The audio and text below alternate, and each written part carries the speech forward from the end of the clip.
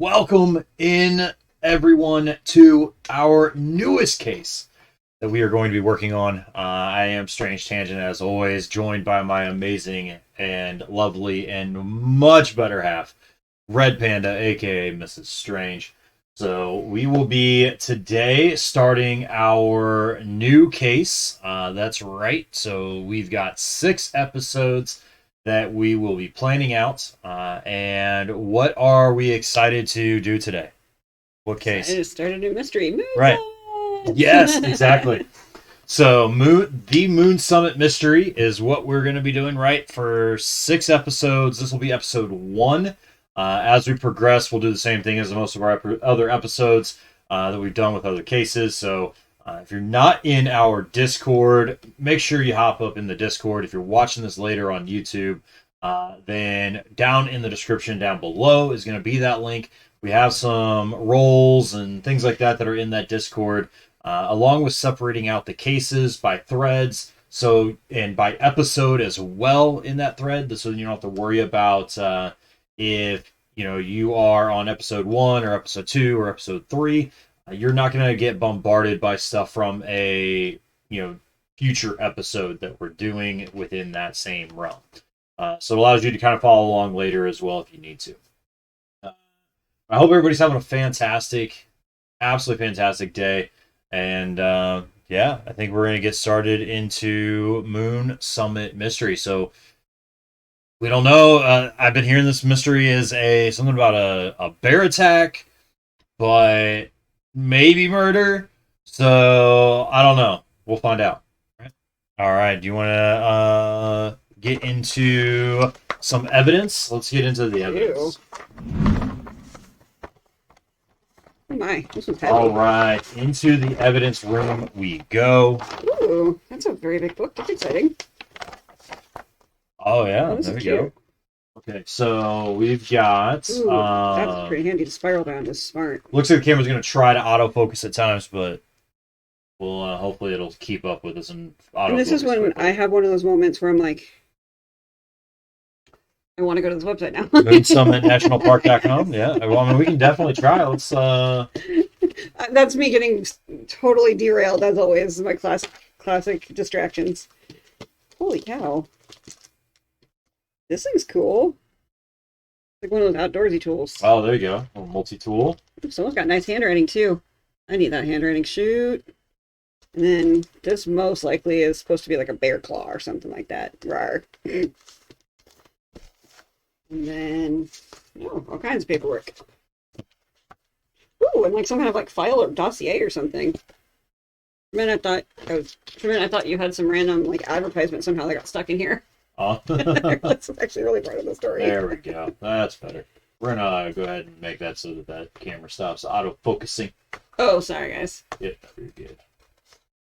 So, lots of stuff in here. Oh, this is exciting. Oh god, I can't wait to get started reading now. Right?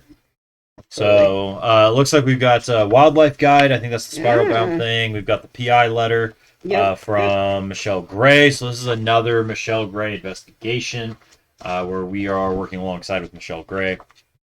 And then there is a letter as well, looks like from an Amy, AMI. Yeah, that's this. Yeah, I was going to say it was from and then inside the folder, looks like we had an autopsy report. Definitely. Looks like we've got incident report and an area sketch, and then field interviews as well. Area sketch. Yep, I think those are the field interviews there. Department newsletter, I think, is that flyer. This is what I thought was accidentally in here, which is really funny now. So, and then looks like there's a photograph as well. Trying to get down to it. Oh, there we go. There we go. Oh, my goodness. Look, I didn't leave it on my desk or on the copy machine this time. There you go. And yep, multi-tool and a bear claw. I did find those. Yes. Okay. All right. My brain immediately goes to he's missing a shoe, guys. He's missing a shoe. Not cool. All right. There's going to be a lot of information. I'm kind of like overwhelmed now. So excited though.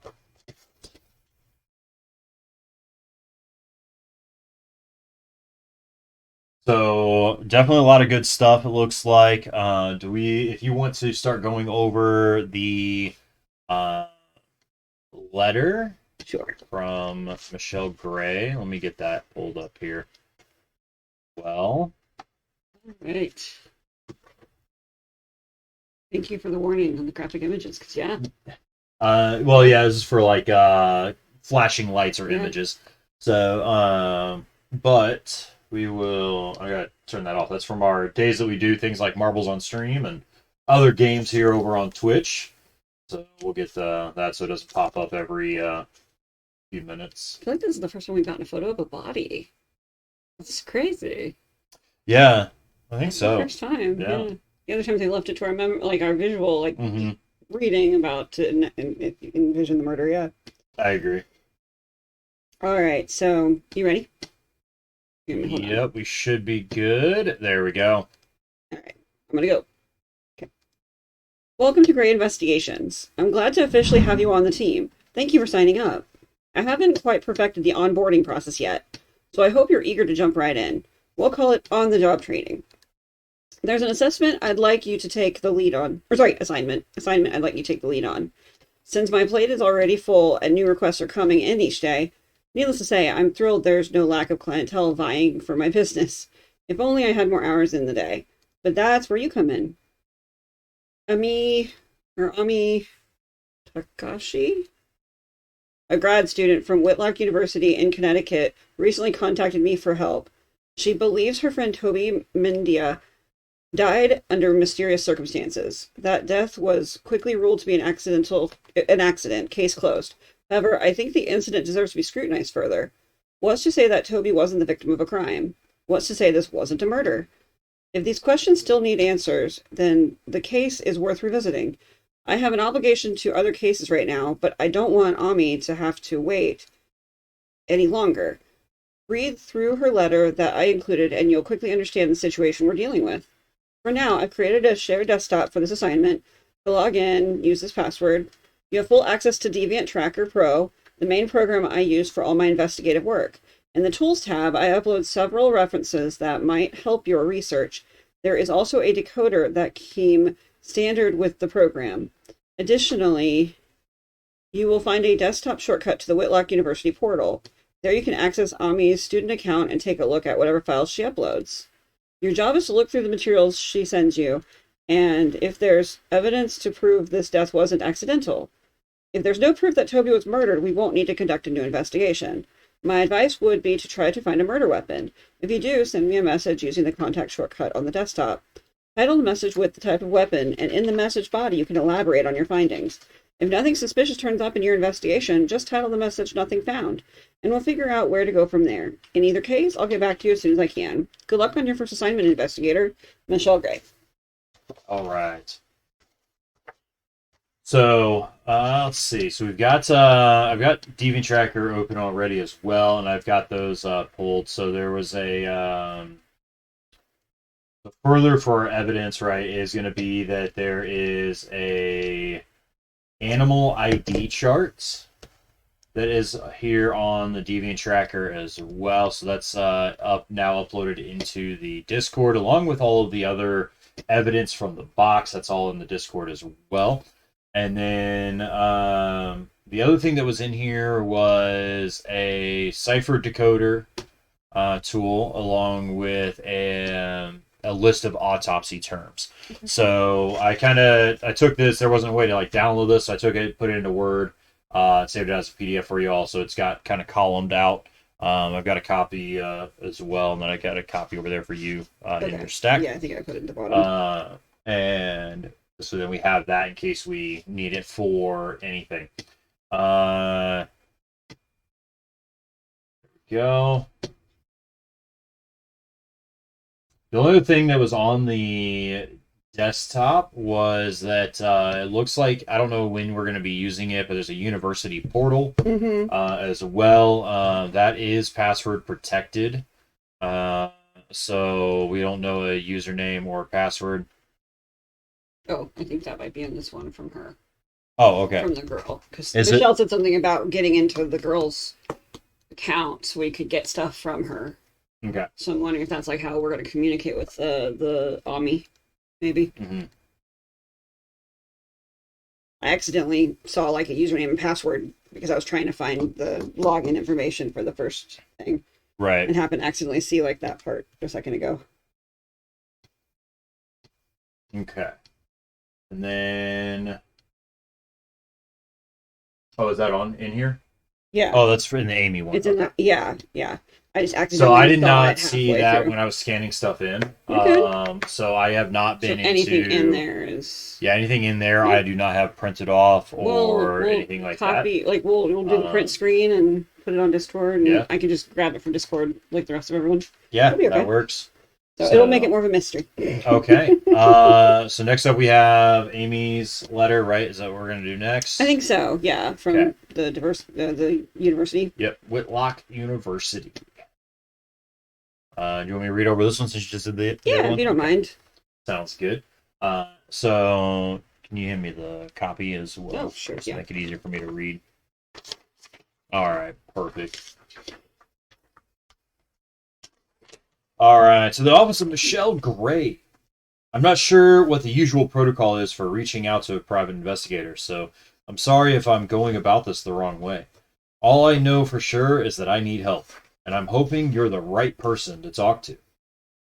I'm a graduate student of zoology at Whitlock University. I recently volunteered to archive materials from a university sponsored research expedition that took place in summer of 2018. Toby Mendia, a fellow graduate student here at Whitlock, had joined the expedition as their photographer. Unfortunately, the trip was cut short. Toby died 5 weeks before the expedition was planned to end.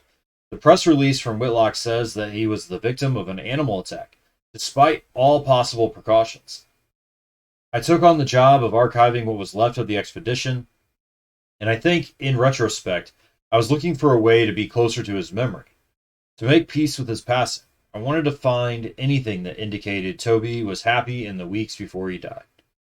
What I found instead were dozens of documents that just didn't line up with the story the university had told us. I trusted the official narrative, and I'd believed what happened was just a terrible accident. Now I'm not so sure.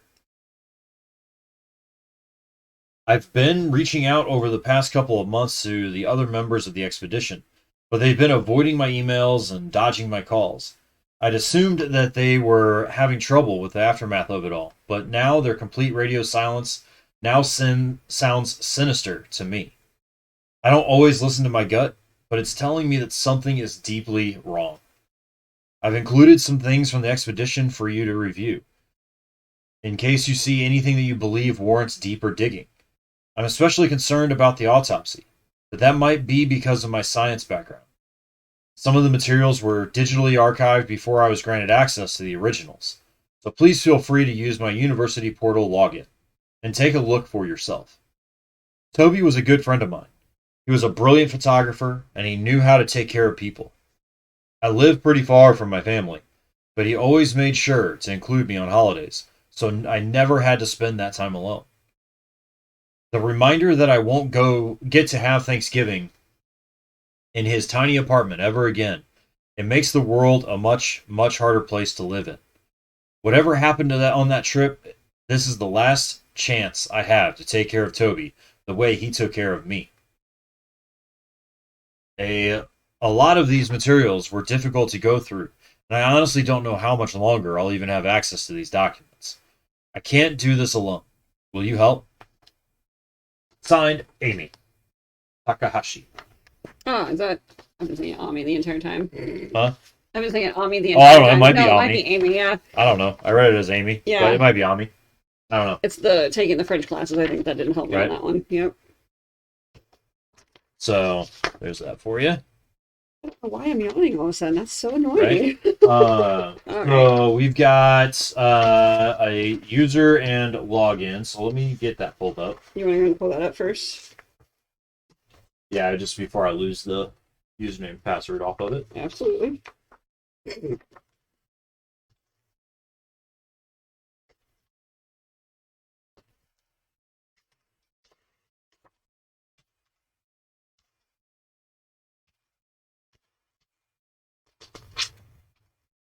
this is a long autopsy. Shoot.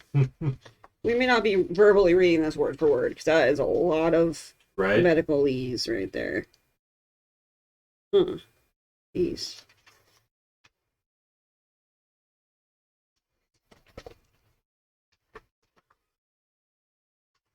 AT.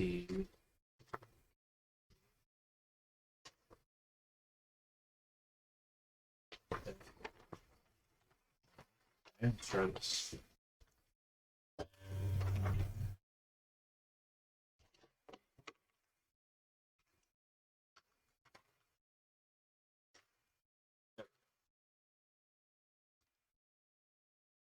So it looks like we've got some links. It says university links. We've got academic resources, news and events, employment, campus life, profile links, documents and files, class schedule, requested transcript, and home. Okay. So let me see. Do you need a second to go through that, and I can kind of start going through the autopsy report? Yeah, that works. Yeah.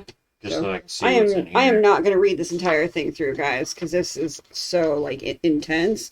I'm just going to kind of skim over the basics. And the biggest thing that the autopsy is showing. Have you gotten these documents in the Discord? Okay. Yeah, it's in the Discord as well. So Perfect. If you would like to open that up, chat, you're more than welcome to be able to follow along with the autopsy report. That's what I was hoping for, just so you guys could follow along, because there's just so much medical terminology. Basically, he was found dead with fixed rib rigor and postmortem lividity. I believe that means his muscles were contracted, which just says it helps us in identifying a timeline of when he died. And the lividity usually means that blood pools in a certain way, so that we kind of know. At least I'm pretty sure. Yes, the discoloration of the body, which is how you know if they were in that position originally, or if halfway, once they've died, you moved them later. Blood pools differently depending on how they were positioned. And then it also says that he had basically a chest wound on his right side, and he also lost enough blood to cause his death by his jugular vein. Interesting. Oh, here we go. So based on the pattern of livor mortis in the front of the body and the lack of frontal impact injury, death most likely occurred while the victim was lying down. Wounds are abnormal, but overall consistent with an animal attack and scavenging. Okay. So basically, it sounds like the person saying that he was in a chest down position at the time he actually did die, and that the pooling after that, where the blood pooled, the discoloration, is evident that he was still found the way he died. Right. I'm taking that. Okay. Let's see. JT, welcome in. Welcome in. Random survey question. Have you ever given somebody a wedgie before or gotten? I don't know that I've ever received or given. I think my siblings gave me my... Yeah? Yeah. Maybe I gave... Oh, you know what? I probably gave my brother one. Yeah, I was the youngest. I got a lot of hazing with that stuff. He's my younger brother. I probably gave him one. Be like, hey, bro. Yeah. Did I ever do this to you? All the time. Right? Welcome in, Jay. So what we are doing is going over a hunted killer case called the Moon Summit Mystery, where we are working to solve a mystery at the moment where it's claimed to have been a bear attack. We are checking to see if we think maybe it was murder instead. That's our objective for this case, or for this episode anyway, is to determine whether or not we can find a murder weapon. So, was he murdered? Was it an accident? Right? All right, and then I'm working on getting the stuff out of the Whitlock University portal as well, and getting this stuff downloaded for you all. And I'm just kind of summarizing the autopsy, which is in our Discord, so feel free to join us there. Sorry, I'm not doing a great job at it at the moment. I'm trying here. It's a lot of medicalese. So the summary of what they're saying happened, he's a 25-year-old African-American male who left a campsite that where his research expedition was staying for an unknown reason sometime between 11, or sorry, between 9 and 11. So that's going to be probably the window. Following dinner, he did not return, and his body was found by searchers approximately 6 a.m. the next morning near a known bear habitat. The body was face down in original clothing. Post-mortem injuries were found over or around the antemortem injuries that caused the fatality. Okay, so what time are we thinking the time of death was? So it's somewhere between 9 and 11 most likely, but that's not a guarantee. 9 p.m. and 11 p.m.? Yeah. Okay. But that's again not a guarantee, because we're probably going to have to work it back. Yeah. Post-mortem injuries, so that means injuries after he died were found on top of the injuries that happened around the time that he died. So most likely either an animal or scavenger or something probably got to his body after the fact. Let's see. Post-mortem injuries obscure the specific circumstances of the fatality, but are consistent with scavenging. Interesting. Okay. So there's so many injuries after he died that it's hard to know what exactly was the cause, apparently. Right. Interesting.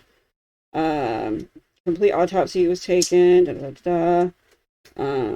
Let's see. So his valuables, jacket, trousers, sweater, shirt, the left sneaker, right sneaker recovered near the body, which would make sense because I think in this we see that the right sneaker is not on his foot anymore. Okay. So you'd assume based on how he's laying, it would look like he was running away from something at the time he died. Okay. We just don't know what took him down. Let's see. Oh yeah, estimated time of death between 9 and 11 p.m.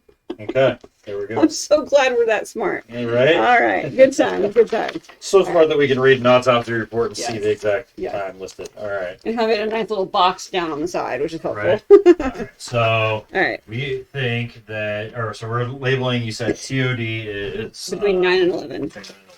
Yeah. So the bodies, I always find it hilarious that in these autopsies, they always say that it's the body of a well-developed, well-nourished African male, or it just cracks me up that they always have to define it as a healthy person. Right. Male adult. Yeah. And just, that's kind of what they got to do in normal autopsy reports. and Is like it's mark true. whether It's just well nourished or we've never had a victim be sick or malnourished or puny. Yeah. They've always been well-developed and well-nourished. So of a normal weight, around the age of 25, the body is 71 inches, 181 pounds, brown hair. Jaundice cannot be assessed due to the skin. Cannot be assessed in the skin or sclera, which is the white of the eyes. Okay. I believe they're saying that his eyes appear brown and the pupils are fixed and dilated. Okay. He has contact lenses. Okay. No evidence of conjunctival petechiae or hemorrhage. So that would be a sign if he was strangled. So no conjunctival, which is your eye, redness, like red dots in your eye, none of that. So most likely he was not strangled. Right. Nose, teeth normal, no denture, teeth are good. Oh, good. He's a good hygiene. He cleans his teeth well. Ears are not pierced. Neck shows sharp force injury to be described above. So again, they mentioned the neck wound, which is what severed the jugular. Okay. They don't want him embalmed, so that's interesting. Okay. That is normal sized. That means normal sized. No, normal cephalic. So I'm laughing because I work with animals and we use different terms. Which page are you on? Second page, third paragraph at the top. I'm laughing. Second page. Oh, there you go. Third paragraph. Okay. I'm laughing because normal size. Is that what it means? I think so. I could be wrong, but I'm pretty sure. I'm just laughing because in veterinary medicine, we normal without any abnormalities. We actually have different terms for different dog head sizes. So greyhounds versus pugs. Right. So that's why I laughed because I've never seen that word before, except in veterinary books until now. Let's see. With evidence of external trauma on the lower scalp to be described below. His extremities are intact. Let's see. His back and lower. Let's see. The back of the trunk and lower extremities likewise show injuries. Okay, which would make sense because it mentioned his trousers were torn. Right. And you can obviously see his back is all torn up. Animal scavenging of the body has affected the assessment of non-scavenging wounds.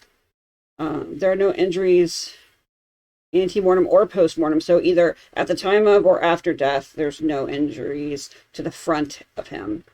Okay. Let's see. External genitalia or that of an adult male. I'm not going to talk about his anus. Let's see. No insect activity. So that says that his body was found relatively soon after he died. Right. Before insects could start laying eggs and stuff like that, or feeding on him. And I guess below it describes the injuries. I feel like this is super boring. Like I'm enjoying it, but I feel like everyone else is going to be super bored from all the medically. So we basically, I mean, so what are we trying to determine, right? So we're trying to determine like that. We're trying to figure out what weapon, if a weapon caused these injuries. According to the autopsy, she said that there was some stuff in the autopsy that didn't seem right. Yeah. So what I'm wondering what she was referring to. I'm wondering if it has to do with the significant, like the very specific part of the injuries, which is the area I was on next. We've only really read the summary so far. Yeah. I'm wondering if it has to do with the head wound, the neck wound, and then his back wounds and the leg wound. Like I'm wondering if there's something there that's just not matching up with an animal. That would make sense. Yeah, because they're scavenging injuries over the wounds that caused his death.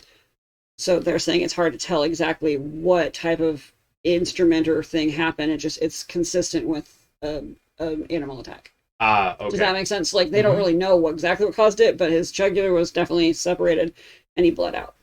Okay. Is what they're thinking. So scavenging, it looks like it says scavenging injury on right arm, scavenging injury on left arm. Is that where we're at Where now? are you at? I was on injuries right here. Next page. Sorry, I actually got it a little bit ahead. So we're talking about the neck. To the neck and scalp. Yeah. So I would just go over like the bolded sections real quick. And then we can always come back and reference the autopsy as we need to for further stuff. Yeah. I think. Because I think at some point we'll need to figure out if there was some other type of, like, what weapon could have caused this. Yeah, absolutely. So, but most importantly, his jugular vein was severed. You die quickly. You bleed out with that. And that's for sure clear. Scavenging injuries, obviously, we don't know when those happened or what caused those, but they sound a few of them sound deep. Let's see. His back on the right side of his back. There's two different mentionings of attack injuries on the right side of his back, so that's kind of interesting. It'll be interesting to see the autopsy diagram to see where those are actually at.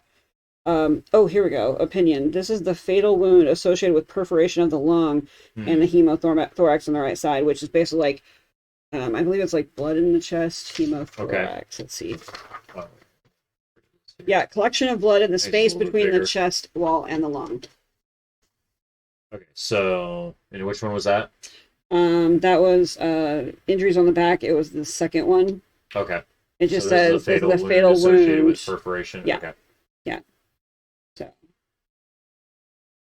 and then it says scavenging injuries surrounding the previous two mentioned injuries. Okay. But these are all non-fatal and most likely inflicted after he was already dead. Let's see. And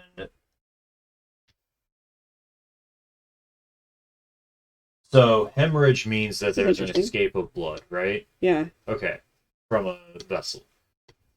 So as I'm kind of skimming over this while you're going over some of the bolded points, I am seeing that like scavenging injury of the back of neck left side.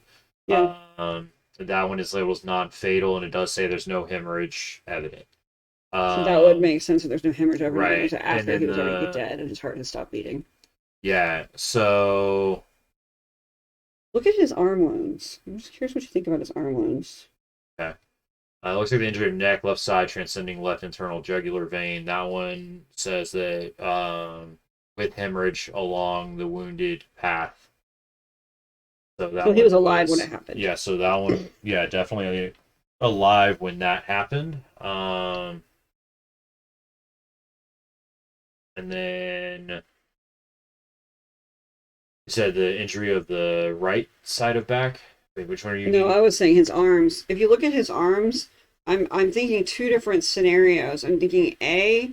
So they said already he doesn't have any injuries to the front of himself, right? Right. Well, usually if you have forearm injuries, it's because you're doing defensive. So you're protecting yourself. You're putting your arms up to protect yourself. What if his I'm trying to figure out if he had his hands like this, where these wounds are. Would that make sense? Because they're very much so on this outer portion. If he was Yeah, doing this, would it make sense if an animal was like if someone was coming down on him or trying to cut him, scratch him, stab him? maybe. Because of You're where just these trying to are cover the at. back of his Yeah, neck and you yeah. couldn't. Yeah.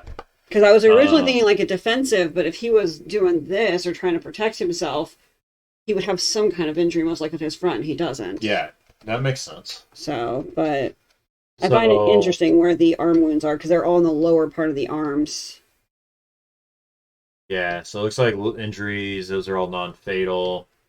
There's scavenging injuries surrounding the attack injuries of 1 and 2. Attack injury on right side. Let's see.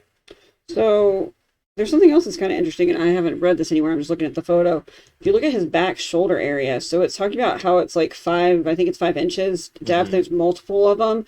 And then there's a few others that are skin only, and those were later on after he was already dead and it had no blood supply to it at the time. Okay. So that's kind of interesting to me that out of this whole area of his back, Right. something went back at him hours later in the exact same injury area where the original wounds were. That's kind of weird. Very possible. Yeah, that is kind of That odd. that feels like trying to cover up whatever caused the original trauma there, per se. I don't know. Yeah, I see what it mean. What you mean? It's It's a little varied odd. in orientation, both diagonal and horizontal. The smallest, and then the largest being 2 inches. Wounds vary from half inch to 1.5 inch in depth. They're superficial, involving the skin only. So that one right there is absolutely a little different. Now it could be that it supposedly is a different animal or something, Could be. but Yep. I think that's where maybe some kind of identification, like the identification paperwork that we got, is maybe gonna come in handy and Yeah. help. Let's take a look at the actual incident. I guess the incident report. Yeah. I would say let's skip this for now, just because this is even more in depth. Yeah, And I think once we have more to go on, it'll make sense to come back to it and compare. Otherwise, I we're just agree. fishing through a bunch of medical words, and that just makes no sense. Right. Yeah. So let's take a look at yeah. incident report up next. Okay. Written by Ranger Beth Fleming on August 30th, 2018 at 12:32 a.m. Ranger Station received radio transmission from Mr. Russell, a member of the Whitlock University expedition team. He communicated that a fellow expedition member, Mr. Toby Mendia, had been missing for several hours. We assembled. So wait, this was so at 12:32 a.m.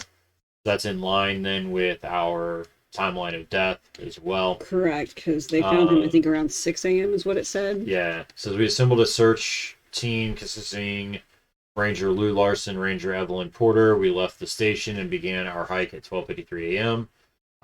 Ranger Murphy remained behind at the station as a point of contact in case of emergency.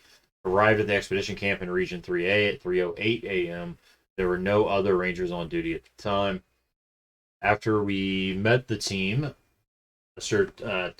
Tudlick explained the situation. After finishing dinner around 9 p.m. on August 29th, 2018, the team had free time before they were expected to turn in at 11. At 11 p.m., Mr. Mendia was the only member not present at camp. So that's how we know the 9 to 11. So they actually took some kind of roll call, or at the very least did attendance at that time, and he never came back. Yeah, Okay. at 11, they know that he wasn't there. So the team waited for Mr. Mendia to return to camp and periodically attempted to contact him over walkie-talkie, but they received no response. 12 a.m., they began searching the surrounding area. Due to darkness and rough terrain, the team halted their search and contacted us for aid. Mr. Tudlick's account of the situation was accurate according to the rest of the expedition team. 3:24 a.m. began an outward spiral ground search using the camp as a central location. The expedition members also assisted in the search. We found several items scattered throughout the region during our search, including a hiking medallion, a compass, and a signal mirror. The owners of these items were not confirmed. Locations where these items were found are referenced in the related incident sketch and region diagram. At 6:05 a.m., a body later confirmed to be Mr. Mendia was found 7 yards from the entrance of Echo Cavern. The body was face down, wearing a torn and bloody jacket. I secured the scene while Ranger Larson and Ranger Porter scanned the area for signs of wildlife. When the area was pronounced to be clear, I confirmed the body had no pulse. I observed early signs of lividity and the appearance of animal-induced wounds across the neck, back, arms, and thigh. The size and pattern of wounds indicated fatal bear attack. An impression line in the dirt suggested the body had been dragged toward the cave entrance post-mortem. Bear tracks and bear scat were found in the immediate area. About 2 yards from the body, there was a destroyed camera, shredded granola bar wrapper, flashlight, and backpack. After recovery, the contents of the backpack were revealed: wallet, lanyard, keychain, multi-tool, camera lens, compass, Moon Summit Wildlife Guide, Moon Summit Region 3A map, and functional walkie-talkie. Looks like we also then at 6:19 a.m. contacted Ranger Murphy at the station via radio, press emergency services. Coroner requested to confirm the death for official records. Helicopter support to assist the removal of the body. As we waited for emergency services, Ranger Porter escorted the expedition team away from the scene, began collecting physical evidence and photographs of the body. Ranger Larson began a sketch of the body for the related incident sketch and region diagram. By 11 a.m., a removal team and coroner arrived via helicopter. And coroner confirmed death at the scene. Body was then transported to Anchorage General Hospital for autopsy. Inspection of the area concluded at 8:53 a.m. on August 30th, 2018. And after the area was cleared, the expedition team members were escorted to the ranger station to complete written statements as a supplement to the investigation. The following is an assumption based on physical evidence and supporting interviews. On August 29th, Mr. Toby Mendia left the expedition camp sometime after 9 p.m. to take night photographs near Echo Cavern. While laying on the ground to take a photograph, he was attacked by a bear and suffered fatal wounds. His time of death was between 9 p.m. and 11 p.m. Okay. Okay, we've got at least a rough start of what to know and what to now prove or disprove. Yep. So we've got a diagram and sketch as well that we have to be able to see kind of how things were laid out, where stuff was. Let's see. Probably going to tell me that I need to upgrade. Yep. All right, so found face down, jacket torn and bloody, wounds on back and neck. Well, I totally have one issue already. Okay. In their theory, he was taking photos laying down of the cave. The camera's behind him, way behind him, and broken. That don't make no sense.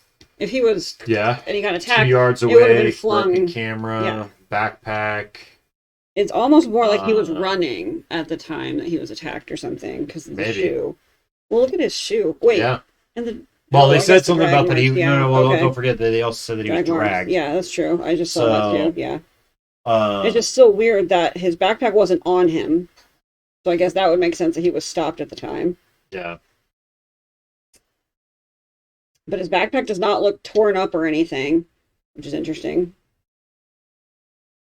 I do find it a little bit odd that if a bear started dragging him, that why there's not bite marks anywhere. Yeah. That it's just supposedly claw type marks. Mm-hmm. But yeah. Drag marks and dirt, shoe. So cave entrance, alright, bear scat, displaced soil and matted grass. Okay. Where's the display? Oh, there it is. Okay. I wonder what that means. Displaced soil and matted. Oh, could that have been probably from his bag originally? I don't know. Maybe his bag would have been there. Possibly. Maybe. I'm just theorizing. I mean, that's all we have at this point is theory. So. Let's see where. So cave and body. Where's the camp? Camp is there. So compass was all the way over near the river. Okay. Hiking medallion was all the way south. And we don't know if these things belong to him. We don't know if these belong to him yet or not. And the mirror was near the camp, or near the cave, I mean. Yeah, the signal mirror. Yeah. Yep. so was a little bit closer to the camp. Definitely interesting. Still not seen anything concrete yet, but it's definitely interesting. All right. So we've got several witness statements to sort through as well. We've also got the Department of Natural Sciences spring newsletter. Let's do. You okay? We do the witness statements really quick. Yep. Would that be okay? Mm-hmm. Just because we just read about the site, so I thought 30th. it might be smart to see. Yeah. What I was looking to see when. Okay, so this newsletter is from spring, whereas the where his death was in the fall. Okay. Well, so maybe just as a heads up. Maybe this would make more sense than first because it gives us an introduction to everybody. Yeah, that's fine. Does that make sense? Yeah, we can do that. I deviated my plan here. So we've got spring newsletter, February 2018. We've got upcoming department events and dates. Midterm, spring break, water horses, study of seahorse, department barbecue and flag football tournament, and then in May finals begin.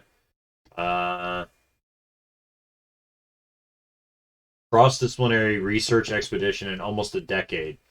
Dr. Conrad on the very first page. Oh, okay. Go West Conrad. Dr. Conrad Wildingham will lead a small team into the untamed territory of Moon Summit National Park, Alaska, in an effort to find evidence of a mysterious creature nicknamed the Ghost Lynx.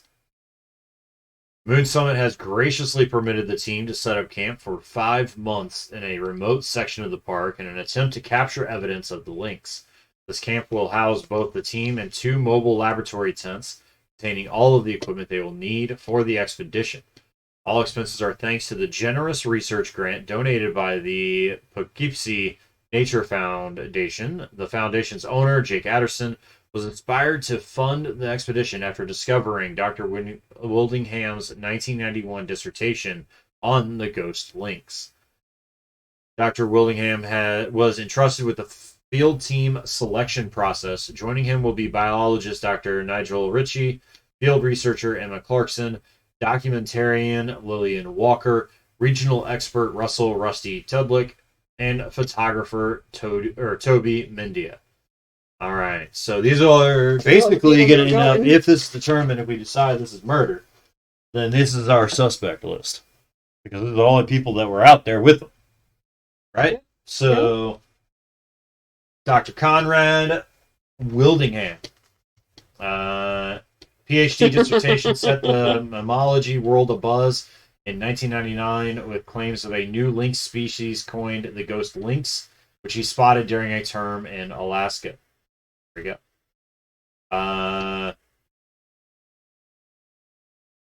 Biologist Dr. Nigel Ritchie, first member to volunteer for the expedition, has spent the past 14 years teaching at Whitlock in addition to carrying out his own research. Let's see, of mammalian hibernation patterns.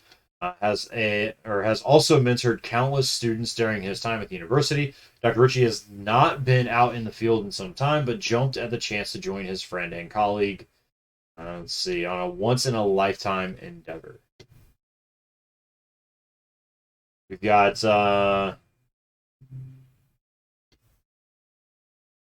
he does documenting lab data, scientific observations, and providing regular reports.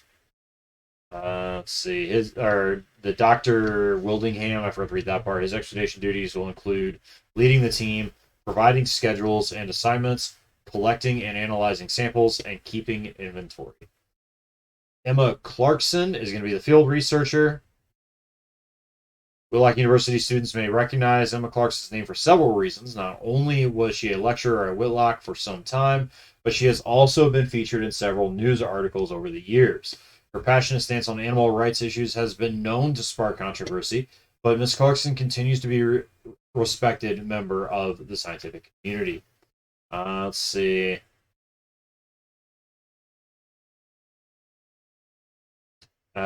She also has field experience and works as a whitewater rafting instructor. Expedition responsibilities will include collecting, analyzing, and organizing all samples, tracking animal movements, and setting up humane traps. Oh. He's got a hat on that says Moon Summit. Oh, nice. It's subtle, but it's there. Yeah. So I wonder if that matted grass area, if that was humane trap. You think? Could be. Maybe. Yeah. So let's look at Toby. All right, so Toby is the current photography graduate student. Will serve as the team's photographer. Let's see. Moonlights as a freelance photographer for regional nature magazine American Wilds. Hopes to use the photographs he takes on this trip for his thesis project. Expedition responsibilities will include photographing all samples and maintaining the camera equipment and photo database. Lillian Walker, documentarian. The department is thrilled to announce nature documentarian and filmmaker Lillian Walker will be joining the expedition to ensure that any and all discoveries are preserved in video form. Ms. Walker captured the imaginations of the world with her 1996 series Mother Earth, which earned numerous awards and accolades. Let's see. Trying to move to the underground art house scene. Excited to get back to the roots. Let's see. Responsibilities will include recording video and audio of all parts of the expedition, conducting field interviews with the rest of the team, and producing a final documentary. Regional expert is Russell Rusty Tudlick. Moon Summit National Park made several suggestions for a regional expert to serve as a guide for the team. From that list, Dr. Wildingham selected Russell Rusty Tudlick. Mr. Tudlick has lived his entire life in Alaska and currently works for Untamed Wilderness, an adventure company. His expedition responsibilities will include providing expert knowledge of the region, scouting the area for potential hazards, aiding the setup and checking of humane traps, and providing emergency first aid. Team will depart for their 5-month trip to the Alaskan wilderness on May 4th, 2018. All of us here at Whitlock University wish them the best of luck, and we cannot wait to see what they discover. What they discover is murder! Whitlock University, let's see, is dedicated to expanding humanity's understanding of the natural world. Spring semester electives, planetary and stellar phenomena, recent developments in space exploration, the biology of extinct organisms, zombie fungus and other something parasites. Entomopathogenic. That chemical toxicology. I mean, you said it, and I still have no idea what you said. So it's. I saw zombie fungus and kept giggling earlier. It's so. Vignettes all over again. Okay, Apollon or papillions. Papillions. Yeah, so I still can't try to say it wrong. If I try, I just can't do it. Is it papillion? It's not papillion. It's not papillion. No, that's what I said. Okay? I was trying to joke and say what you say, but I said what's supposed to be because in my brain I cannot say what you say. Right. Chemical toxicology and forensics, historical geography of I have no idea. I have no idea on that one. Let's see. I think it's like Aterioa, but I have no idea. That one. Yeah. That one's befuddling even me. I bet it's an interesting word to Google, though. Right? Probably. Learn something new every day. Yeah, exactly. All right.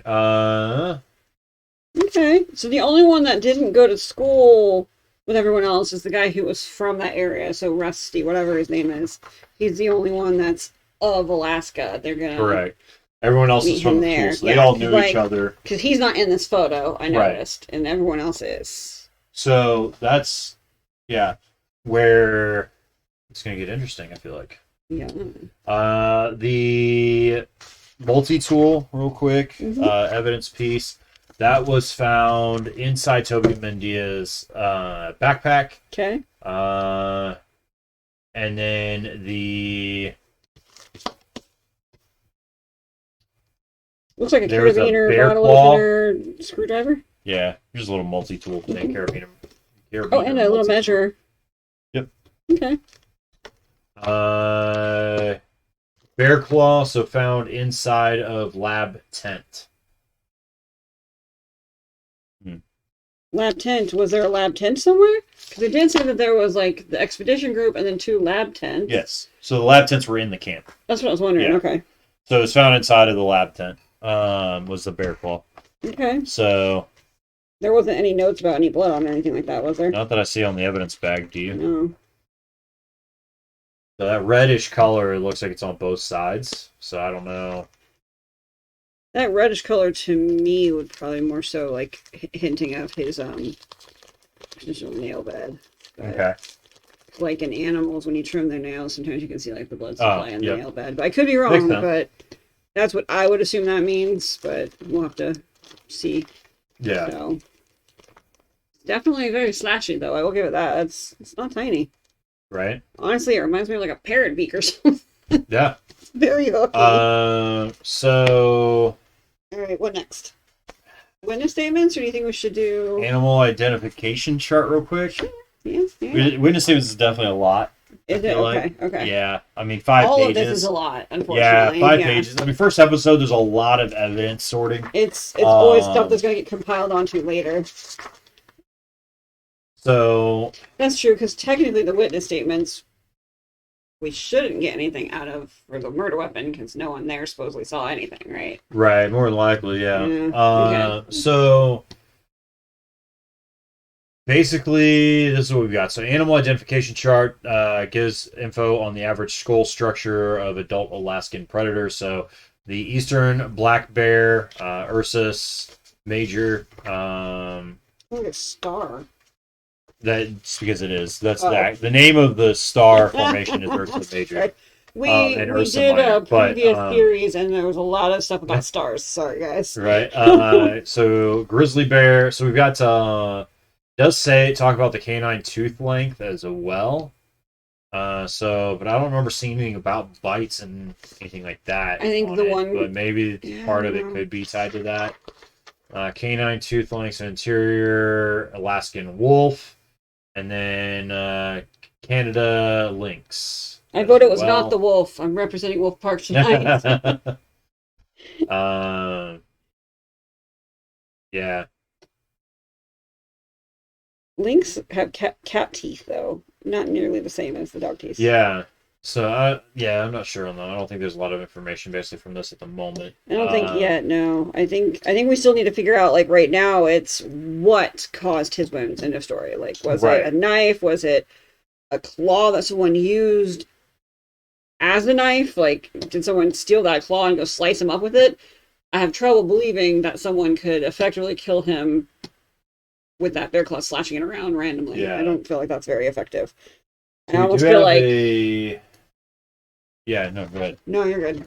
I'm just theorizing. Sorry, you started to say that you feel like... I was just going to say, I almost feel like someone was trying to cover up what made his actual wounds, and that he was probably stabbed or something, and someone tried to do a bunch of slash marks over him to try to make it look more legit of a bear attack. Because it reminded me of like even like shotgun wound, like sometimes they'll try to cover up the original injury with something else. I don't know. Just thinking out loud. Yeah, no, I mean that's what I'm thinking as well. Is that I just feel like those superficial wounds right in the same area. It says someone was trying to hide what killed him, or what was hurting him absolutely. Prior to killing him. I think so. Chad, I just also uploaded the 3 images from the Whitlock University login portal that we did. There is a press release, and there is a supply list, page 1 and page 2. So that's what those images are that just got uploaded into. The stuff that was found randomly floating all over the freaking map. Right? Very possible. What all do we have left? The witness statements and what else? I'm not really seeing here's your sign. Right. Let's see if we can maybe get this printed. We need to do that, and then we need to do the notebook and the witness stuff, right? Mm-hmm. Okay, I'm just going to start skimming through the notebook here, just because in the off chance that we're doing a part 1 of 2 tonight. It's a pretty big packing list. Yeah. And that's page 2. Yeah. Ooh, that'll be fun. Okay, I think we might be All getting right. somewhere. So let me get this portrait print.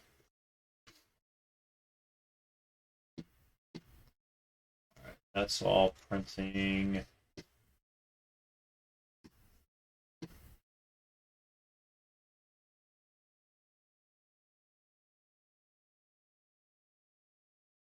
All right, so let's look at the. I'll pull the press release too, real quick. Oh yeah, we haven't looked at that yet either, I have didn't we? know there was a press release. Where's that at? That was in the Whitlock University login. Oh, okay, yeah, all of that. That's why, yeah, you need to get all of that found or printed or at least posted to Yeah, Discord. it's all posted in Discord now, and I just printed all 3 pages. Okay. So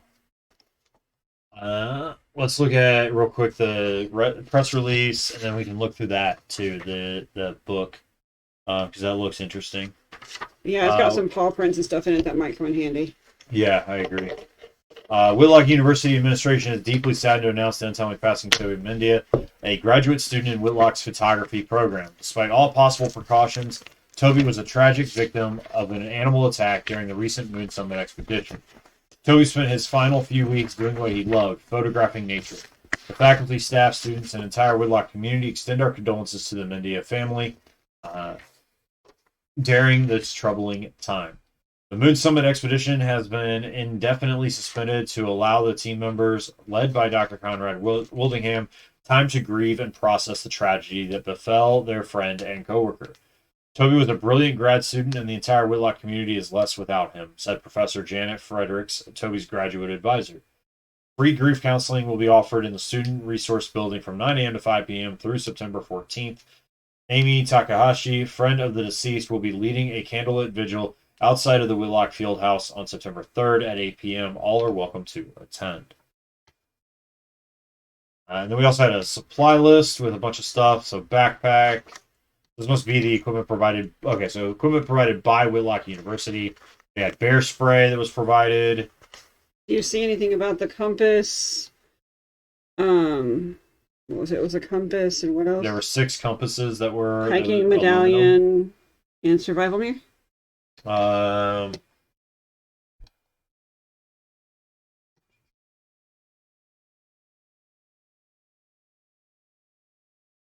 Signal mirror Okay. is here.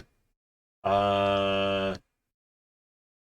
don't see anything labeled like hiking medallion. So that might be something that's just personal or private to him. Or more so likely, possibly, with that other guy who was in the area. It could be that, it could be some belong to one of the other people. Yeah.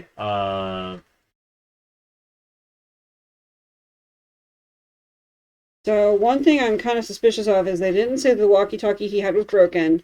The walkie-talkie was in his bag. So whatever happened, it was. They said it was working.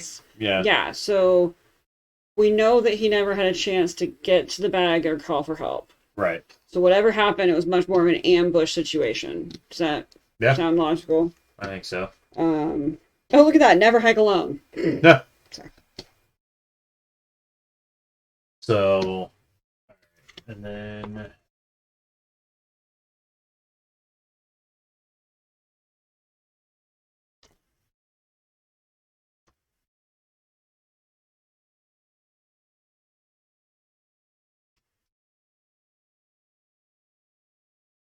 You know what?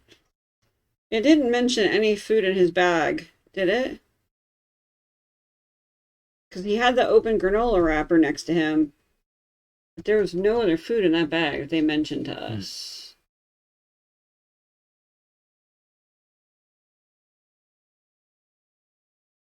Hmm.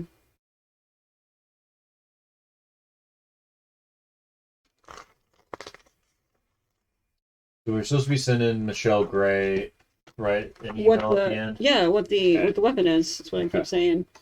We're not finding out anything about a weapon or what could have been the weapon. Right. So I'm kind of starting to worry that we need to be putting in like the we don't know or can't tell or was there a weapon kind of an answer, because so far I'm struggling. Yeah. Let's take a look at these tracks look a lot like the grizzly and the brown bear. Okay, do they? Yeah, like this one looks like the grizzly. The other one I think looks like, what was it, the brown bear?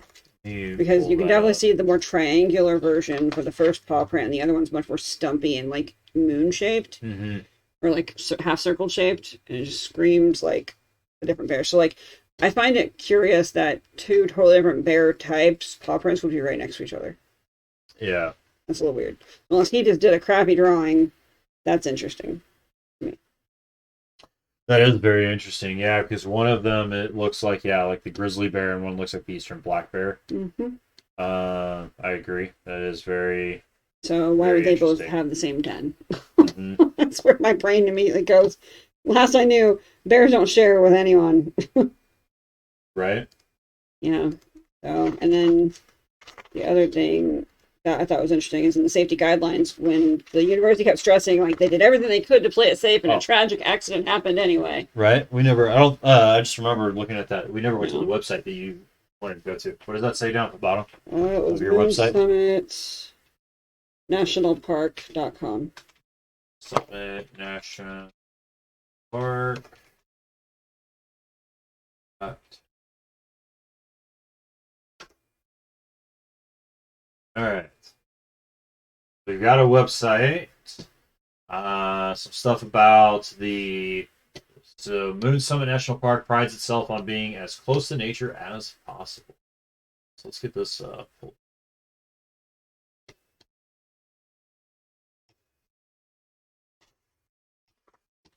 So plan your visit, see the sights, make lasting memories. Adventure awaits in Moon Summit. Before you visit, take some time to learn more about what our park has to offer. We've got some drop downs, some rules and safety as well, and park services as well. So where do you want to start? Safety. Okay. Rules and safety. Go to the rules and safety page. In order to protect Moon Summit's visitors and the wildlife in the park, we ask that everyone review basic safety guidelines and follow all park regulations. Motorized vehicles of any kind are prohibited within the park grounds. In case of emergency, the ranger station will dispatch an all-terrain vehicle to arrive at the scene quickly and safely. Do not approach wildlife under any circumstances. It is against park regulations to feed, endanger, and or otherwise purposely interfere with wildlife. Carrying food or littering will increase the likelihood of a dangerous wildlife encounter. Make sure to follow park regulations in regards to food storage and waste disposal. Safe campsite is a happy campsite. Dangerous activities that are strictly prohibited on campgrounds include, but are not limited to, drinking alcohol and smoking of any kind.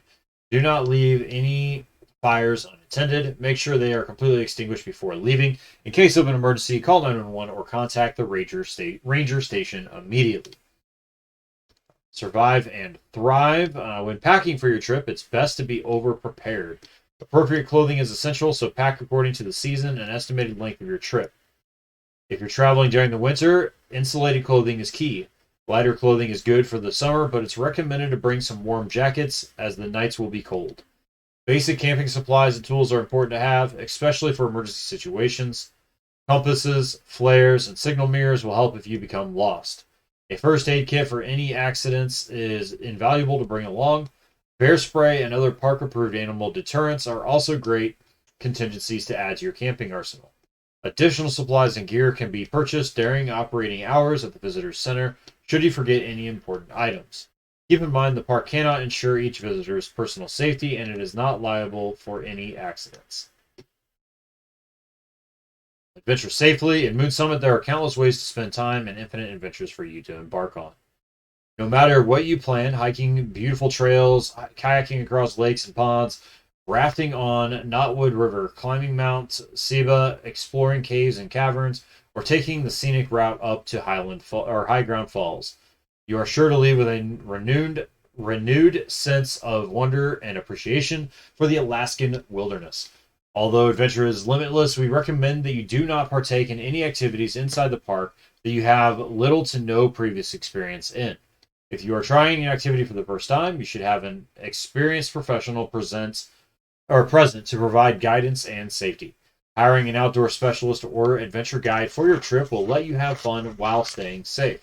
Check with the visitor center at the entrance before your trip to get specific recommendations on what activities are best suited to the season in which you are visiting.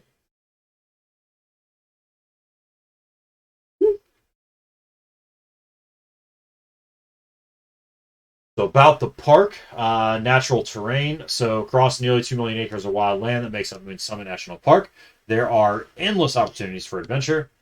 Mount Siva, park's extensive mountain range, runs through several regions of Moon Summit. Uh, Mount Siva that is its tallest point. It can be difficult to navigate, but various trails will guide you safely to the top. Guaranteed entertainment for the adventurous. Knotwood River. Looks like rivers can be deceptively swift, so extreme caution should be used when attempting to cross any body of water in the park. Do not swim, canoe, kayak, or raft without proper training and supervision.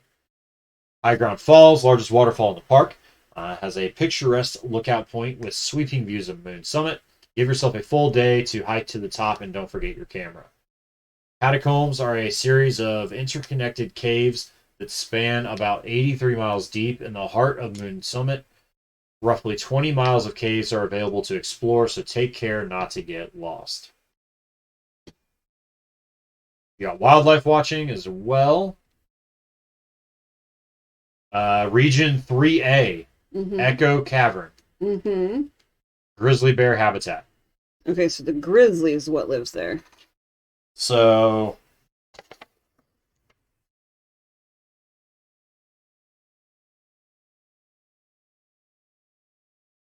So that's the grizzly bear habitat. Okay. That's the region they were in, right? Region 3A. So I'm not going to worry about the other regions as much. Tell me, is there any area in that area that has the bear, the other bear, the black bear runner, whatever it was? Black bear? Eastern black bear habitat is region 2A at Silent Cave. Okay. West Edge Cliff is Eagle's Nest in region 1C. I was just curious because of the bear being at the scene. Yeah. Region 2B, Lightning Valley, has the Alaskan wolf habitat. And then Region 5B is a porcupine caribou migration trip. Not just odd combination. All right. Chubby, fat, little stabby, creatures, and then caribou with their giant antlers. Right. It says that weather goes to its own rhythm in Moon Summit. And much like most military installations I've ever been on too, for some reason. And it says summer lasts roughly May through September. We'll see temperatures ranging from the mid 70s to low 30s. Since summer temperatures can dip below freezing, that means it isn't uncommon to see it snowing in July, although the snow melts quickly once it hits the ground. Spring and autumn are extremely short, lasting around 2 weeks each, with similar temperatures between 20 and 50. The rainiest months tend to be June, July, and August. So this would have been during the rainiest months. Snowfall generally isn't heavy enough for consistent ground coverage until late September, early October. Check with the visitor center before your trip to get specific recommendations on what to do while you're visiting. Daylight hours. So depending on the time of your visit, you may experience days longer than 17 hours or some shorter than 6 hours.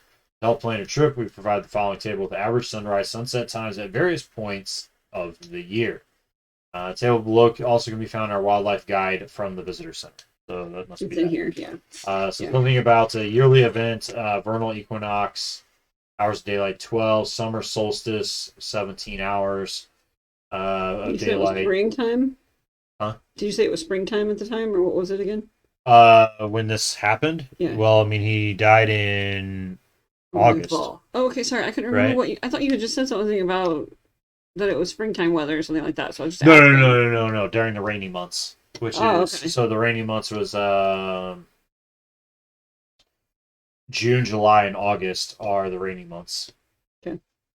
So autumn and winter. So there we go. So I would say probably around summer solstice. So there would have been 17 hours of daylight or whatever. So basically, he would have still been out. To us, not at night. It would have been during the day then. He died sometime between 9 and 11 p.m. So that would make more sense. 'Cause I was like, why would he be trying to lurk around a den Right. where where bear lives in the middle of the night when he can't see nothing and he's at a very severe disadvantage? Right. So it'd make more sense if it was still bright. Yeah. It absolutely We does. still have had nothing about a murder weapon. Should we reread Michelle's um task? Because I feel like we are just not getting anywhere right now. Yeah. Interesting information, but I feel like we are like stuck. Yeah. Let me look at park services. Maybe? This will be the last bit of the website. When entering the park, you must first stop by the ranger station, go over safety protocols and campsite rules. Emergency circumstances. Cell phone coverage is only available within a 3-mile radius of the station. Contact the ranger station through radio or walkie-talkie if you're outside of that coverage area. Okay.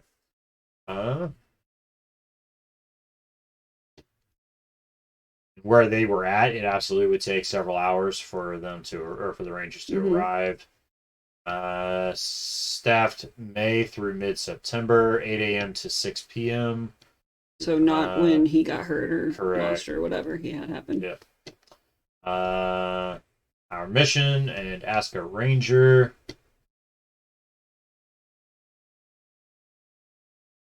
Bueller?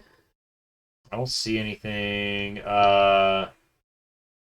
So the funny, I think part of this is a little bit funny that so it says, do people go missing in your park? Ranger Murphy. It can happen if the person gets lost or goes exploring on their own. That's why all of the investigative rangers are trained to find any missing people as quickly as possible and then help get them back to safety. The next question is, have you ever seen a dead body?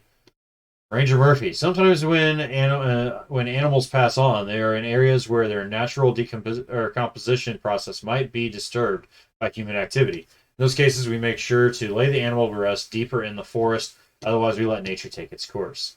Have you ever seen a dead human body? Murphy. No, not in my time with Park Service. And then being asked, do you like your job? Yes, thank you, Kyle. I like my job a lot. I get to spend a lot of time in nature and help people enjoy our wonderful parks here. What about the body? Right, yeah, exactly. So I don't see anything in here as well that says anything. I think we really need to read these witness reports then. And if not, we need to go back to Michelle's letter because we're stuck. I agree. Like hint style stuck. Let's look at I kind of want to read Rusty's. I don't care about the others as much, but Rusty sounds like the roughneck of the group, and I'm kind of curious about his attitude and everything. Yeah. He just looks like he doesn't give a crap. You know what I mean? agree. So, can I read that while you're doing whatever you're doing over there? Yep. Okay. All right. So, last night we had gotten pins off one of the traps to the east of camp. So, after dinner, I decided to head out there to check what we got and reset it. Once I got there, I thought our luck had finally turned, as I saw there was a cat inside. But it wasn't the ghost, just a regular loup cervier, which I believe is a bobcat, but I could be wrong. I'm going to go grab this stuff I printed off. Okay. The SOB put up a hell of a fight and got my arm good as I was setting it free. I made it back to camp and wrapped up my arm before turning in for the night. I always check to see if everyone's accounted for. I shared a tent with Toby, and he wasn't there. I asked around and nobody had seen him. We went out to search, found nothing, and called the Rangers. You all know the rest. What happened to Toby's a darn shame. I don't want to sound callous, but this is exactly the kind of thing that happens when you bring a greenhorn on a 5-month expedition. The school never should have let him come without extensive field training. Toby never did listen. The group knew not to go off alone. He knew not to get too close to a bear den, but he did. The poor kid was in a position he never should have been put in, and he made bad decisions on top of it. As awful as it is, you can't be surprised by what happened. Okay, I immediately am curious. He said he got in a fight with whatever cat was stuck in that thing. That sure would explain why he would have some injuries if he got into a fight with Toby. Right. True.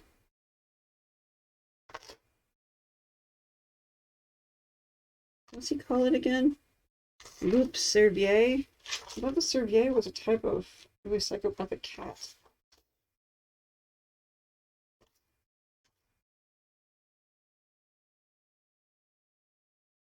So what he just said, Loup cervier, whatever's not in this book. So I'm looking at this now that I'm actually looking at this on here, not on the screen. What's that? This is the equipment provided by Whitlock University. Great. In the description, there's a bunch of measurements. Hmm. So like it tells you like 8 ounce maximum, right? Bear spray, right? But then as you're going down, you've got things that could slice. That's what I'm Like wondering. folding survival knife is 3.5 inch Okay. blade. Yeah, that's probably what we're Um, gonna have to use to find our weapon then. so,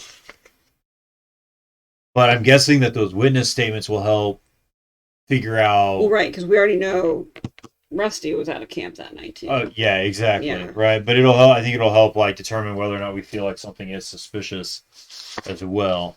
Which we're already, I think, thinking that based on the bear track Mm-hmm. possibility because it's odd that there would be two different Yeah, it's bears. a French lynx. Okay, so yeah, I'm right. That It's a cat. lynx. It's a lynx, not a bobcat, but yeah, it's a Okay. lynx. Yeah, it's a type of cat. That's the Okay. part I was pretty sure on. But the loop part had me confused. I thought Loup was a term for wolf-like or dog-like. Right. You know, Lupin from Harry Potter. Loop, get Mm-hmm. it? Ha, ha. Yeah, so clever. All right, who's next? Clever girl. Clever, Oh wait, clever. never mind. That's a different movie. Oh yeah, that's Jurassic Park, baby. Clever girl. All right. All right. Uh, Let's see. so So you're this is on. That was Rusty's. Lillian's next. You're on Lillian's. Okay. Yep. She was, what was she? She was like the experimental scientific scouting person in the group, right? Like she would do all the research, I think so. diagnostic. Yeah. No, Lillian's the videographer. Videographer. Okay. So Yep. this is the videographer. Okay. Do you want me to read this one or you? If I'm gonna read it, I might need that. I'm not sure, or the copy version. There should be the originals are in that. Yeah, you're good. Binder. I'm good. Okay. Last night I was preoccupied thinking about which shots I still need for my documentary. My top priority was to take more footage of Golden Hour. It's a filming must-have. The soft, warm colors really complement landscape shots. In May, when we first arrived here, the sun would set around 11 p.m., but I was always asleep by then, since we needed to be up by 6:30 or so in the morning. It's late August now, and Rusty told me the sun would be going down a little after 9. So when I was done eating, I hiked over to one of the more scenic spots with my camera. I assumed Toby was doing the same elsewhere. We're not supposed to go out alone, but I don't blame him for being reckless. Toby and I were kindred spirits, so in the end, I understand why he would risk it for the perfect shot. Chills me to the bone to think I could have met the same fate. So this I do know about. So golden hour is like when just before the sun fully goes below the horizon. Okay. That's usually when you see like most people associated with like really vibrant sunsets, Mm-hmm. right? So really vibrant sunsets when you get the really bright orange sky and orange clouds, right? And so what that does is really changes the colors of your photos. Neon lights stand out in those photos more than any other time of the day. Okay. And that's why it's called the golden hour, is Mm-hmm. because you have a very limited time to try to get those shots before that sun dips too So far down read that below. one more time, at least the part where she said the timing, because it sounds like she's saying that the sun might set around 9, which would Yes. make no sense because that's when he went out. Well, shortly after. Oh, okay. So they both went out right after they got done with dinner Okay. at 9. And it seems like they both Yep, left camp okay. around 9 because they were both trying to essentially get that golden hour same shot. Okay. Supposedly. So, So yeah. no one was in camp. Why weren't they all missed? Right? Well, they all came back by 11. So that's the thing that he Yeah, didn't but really, like they were allowed to go do whatever but they they weren't allowed to go anywhere on their own. So like the Correct. fact that all of them disappeared on their own and no one Mhm. went, oh, where'd all the students go? Right. Like it's really quiet in the camp right now. Exactly. I mean, if you're a teacher and you have no students, you're gonna be like, wait Right. for it. This next one is by an Emma Marie Clarkson. That's the other girl, I think. So that was so that was the one That's that was the field researcher. I thought. Okay. Yeah. So we ate dinner together at 8:30 and nothing seemed unusual. Toby didn't say anything about wanting to go outside camp. After dinner, we usually have some downtime before checking in for the night. Rusty wanted to check on a trap, and I wanted to go with him. It was around 11 that we were all back together at camp, except Toby. Rusty didn't want to split up the group again, so we went looking for him together. Apparently, there was an eagle nest Toby wanted to photograph in the southeast, so we searched that way. We weren't having any luck on our own, so Rusty called the ranger station, probably half past midnight. It was maybe 2 to 3 hours from then that the Rangers got to us. We were all a wreck by that point. We still are. Southeast is the exact opposite corner where he was at. He was over here, they went to there. Yeah. So that's interesting. I wonder who knew to go search in the southeast. Well, they were saying that supposedly they went there because Toby at some point had mentioned that he was wanting to photograph the nest. And Rusty knew that the nest was in region whatever, right? Because it's on their site and all that stuff too. My curiosity, why didn't Rusty mention Chicky here, go with him? He didn't mention her at all. Exactly.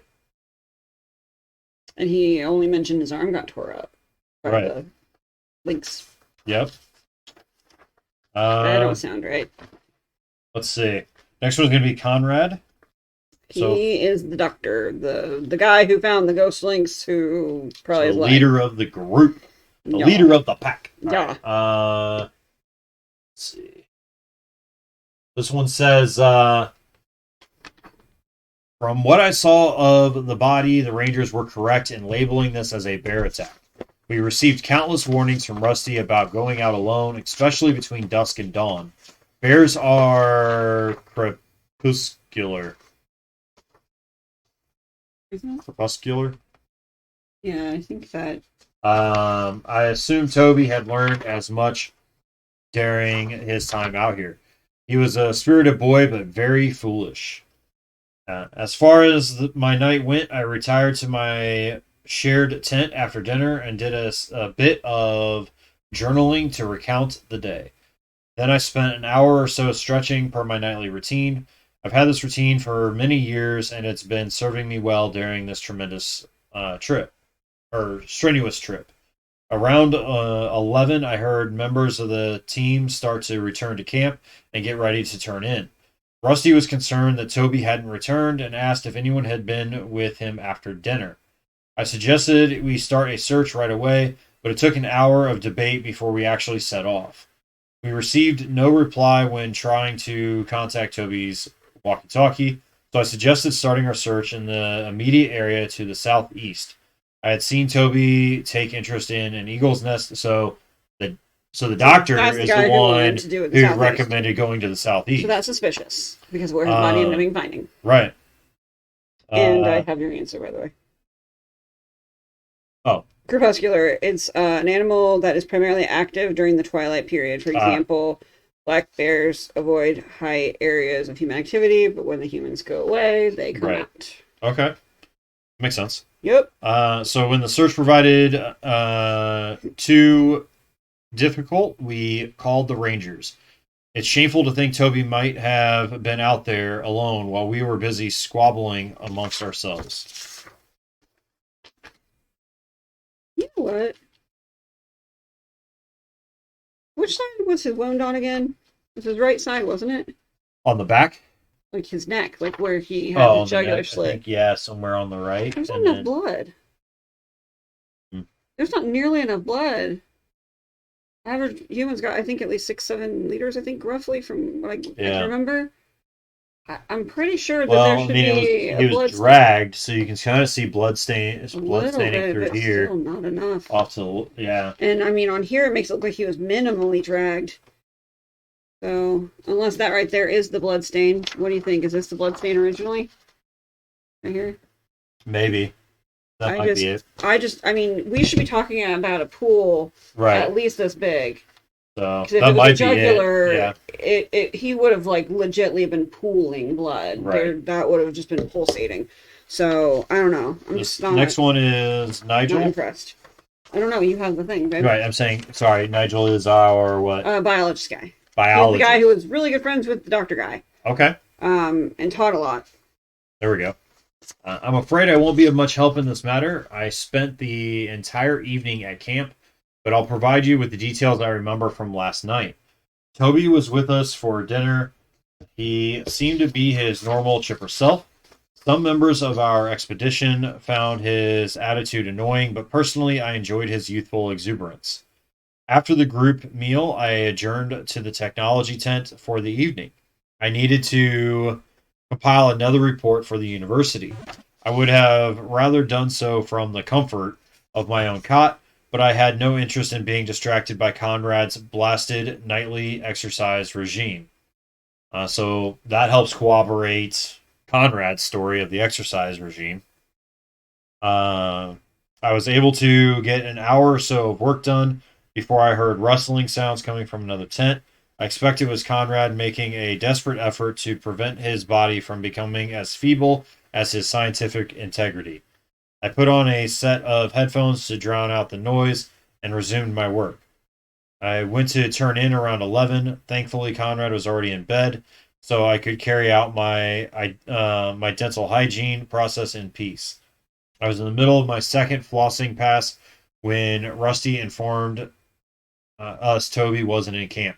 Conrad jumped to organize a search party. I suggested we leave the matters to the Rangers, but Rusty and Conrad insisted on starting the search immediately. Our frantic group did the best we could, but as you know, we proved ineffective. I don't know what Toby thought he was doing, going off on his own like that. It was terrible to see what that creature did to him. All of that blood and I can't tell the rest of what that says. Let me see it. Or do you need the original? Well, the original was also, I think, a copy. Like, supposed to okay. look like a copy, but The the one for Nigel.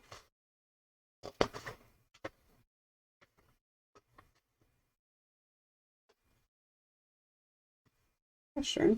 Trying so hard to be quick, but it's not being quick. All of something blood and something and. Give me 2 seconds, I'll have it. Write messy, you can read messy. All of the blood and had something and. Yeah, and it all got scratched out. So basically, he's like traumatized by the visual of finding the body, I guess. Yeah, probably. All the blood. So and a couple stories that are somewhat corroborating. However, he's saying that Conrad didn't say anything about being in bed by the time that he heard about what's going on. Whereas Nigel's saying that he was in bed. He also put headphones on and he had heard some kind of rustling in the tent, which he assumed was Conrad. And put headphones on so that it would drown that out. Someone else hiding or putting away a murder weapon. Yeah, very possible. So let's look at. I have the list. Yeah, so let's look at the wounds, I guess. Oh, found it. What? Sorry, you can go ahead. I won't say a word. No, you're good. You already found it. Sorry. I was scanning through because it kept saying 5 inches deep. That's a decent amount deep. And the first page when you're pointing all these out, 3.75 inch blade, 1 inch glass, like 2 inch blade. Like these aren't good enough. You'd have to double to triple that length to get a puncture worthy. Not a 5 inch blade. Okay. So measuring 5 inches in depth, 1.5 inches in length. It doesn't say how long it is, but it's a 5 inch blade. It's a tactical knife, and there were 6 of them, one for each person. Yep. So I think our answer should be probably tactical knife. Tactical knife? Okay. Yeah, because everything else is 3 inches or less. Maybe 3.75 at most, but how would a 3.75 inch blade cause a 5 inch wound? I mean, look, it's not about the length, okay? It's all about how you use it, okay? Says the person with the shorter blade. Uh-huh. Ouch. All right. See what I have to put up with, chat. See what I have to put up with? Okay. She tolerates me well, I tell you what. All right, let's go back into the inbox where we can send off this email. Yeah, I'm betting that's got to be what it is. Want to, what does the subject line need to be? Oh, you would ask me that, wouldn't you? Do you have it? That seems no, that's the... Here we go. Okay. Let's see. So title the message with the type of weapon. So we would call So it knife. a knife, yeah. And then we would call it a tactical knife. Okay.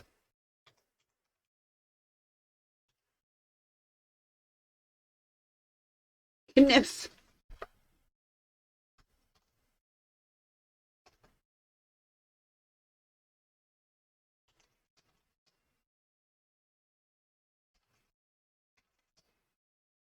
You know, that's interesting. I'm wondering, did it Okay. say if he had a tactical knife on him when he was found? No, it's not. What about Okay. the backpack? I'm just thinking. Yeah. Go ahead. What'd they say? All right. So I'm putting in here that subject is going to be knife, right? We feel that it's the knife that is the murder weapon or a knife, right? And that I put in the note or in the body about that there's a tactical knife that has a 5-inch blade, matching the depth of the wound of the jugular wound. No, he didn't have a knife on him, and there were supposedly 6 knives, one for each of them. So that's interesting. Yeah. Okay. So we're gonna hit send. Right or wrong, right or wrong, good or bad, good or bad. Okay. Let's take a look. I can't read that at all. I'm so old. Yep. I can't show this one on screen, fortunately. It does give away some personal information. So we're gonna do this. Do you need to double check it at all, or are you for sure you're good now? And it's not. We're good now. Okay. It was just that the email that we have associated with the account was Gotcha. So this is our answer back from Michelle Gray.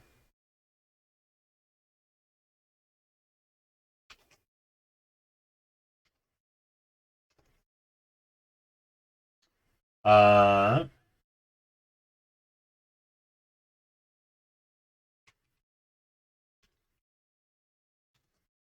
I add this into the Discord real quick.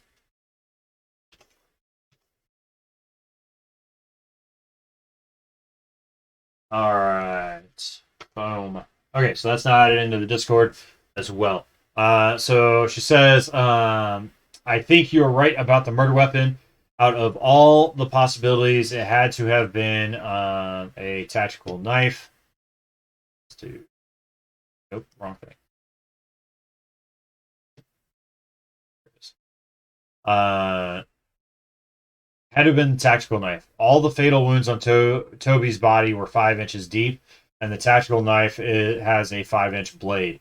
The expedition supply list Amy uploaded to her account lists several other potential weapons, but none of them could have made stab wounds that deep.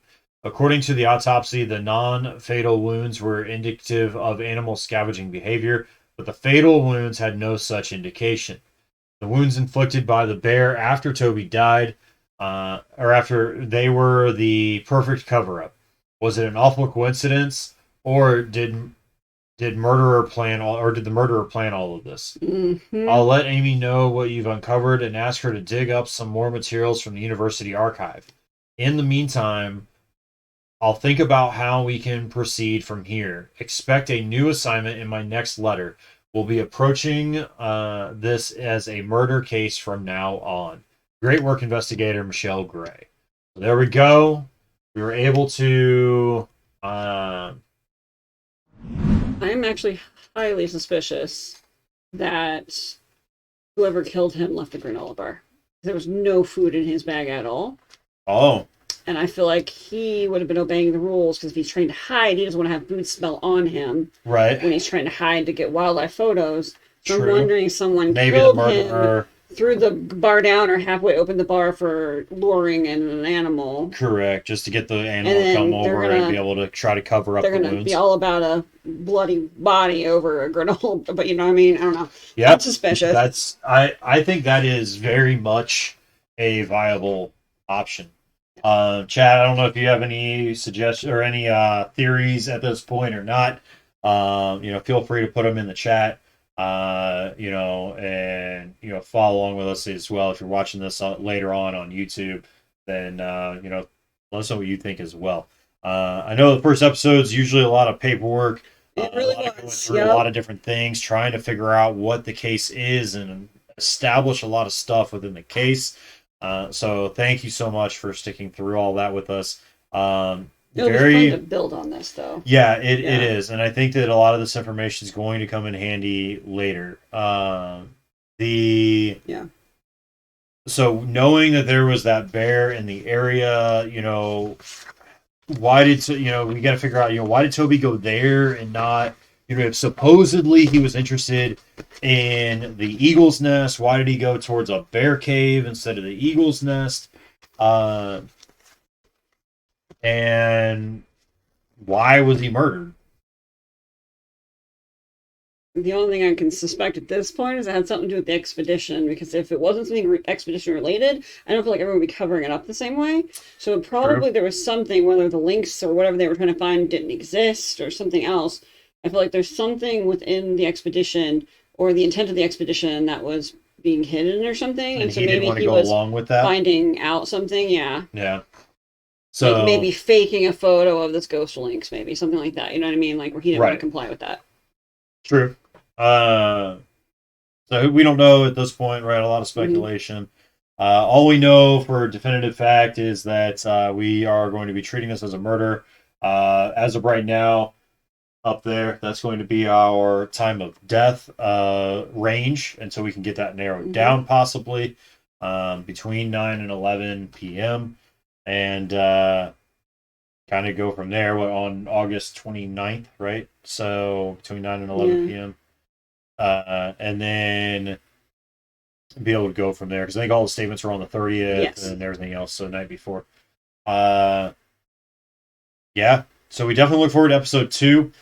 With this series, the good news is that this is not a monthly subscription series one that we are doing. So we do actually already have right back here is the I'm not box set looking. of all of the episodes. They are all shrink wrapped individually, so I will know if you get into any of them. I know better. It's Uh-huh. butterflies don't even know it's existing. That angry red panda I'm is not watching looking. you. Okay. Oh, well, Uh, guarding it, huh? yeah, Guarding it's it with all guarding his it. fierce Yeah, it's guarding vigor. it for yeah. I know. But we will be. Our goal is to do these every other week, with a couple of exceptions here and there. Again, I can't kind of preach on the Discord enough, really, of that. A lot of our information is a lot in there. We will have that link is right there in chat. If you're not already in it, feel free to click it, join it. If you're watching this on YouTube, please feel free down in the description down below is going to be that link for the Discord. Join in, and you can see the different things in there. You can get digital versions of the evidence as well that I've been able to scan in. And then also in there is going to be all the events listed out, and you can say that you're interested in different events, and it will remind you through the Discord notifications of when those events are coming up, like when we're going to have another Hunt a Killer stream and that sort of thing as well. So feel free to join in on that. Don't forget to follow on any of the socials as well if you'd like to stay up to date with all things Strange Tangent and Mrs. Strange as well, and go from there. So I think that's closes out I think our so, yeah. episode for He was today. murdered. Yep. So, was it a bear attack or was it murder? It was murder. So right. So I think somebody said that at the very beginning of chat before we went live with all this. And right as we were going live, I think somebody typed that in chat that it was murder. But so we will work on next episode. I will get all that put together as well, and then we should be looking at right. It was you, Katie, and being able to put that together for in a couple of weeks that we can do episode 2. Again, if you are watching this on YouTube, thank you so much for being here and supporting us through that. We are trying to grow the community across multiple platforms, and it is going well. 1K followers on Twitch. We are now over 400 subscribers on YouTube. The goal by the end of the year would be at least 450, and be able to go from there. So Or take that back. Sorry, 400 was on Twitter. I think 250 is our goal for YouTube. So the more that you share this, the more that you like, the more that you watch the videos, that all helps with all the algorithms and all that kind of stuff. Especially with our long form content that we are doing, when a lot of people don't, usually watch a lot of long form content anymore. So it's very appreciative of everything that you all are doing as a community to help us be able to push stuff forward. We really appreciate that, and we look forward to being able to do the rest of these episodes. Mm-hmm. So. Yeah. I hope you all have a fantastic night or day or wherever you are located in the world right now watching this. And I hope that you all stay safe and above all else, stay strange. So have a fantastic day.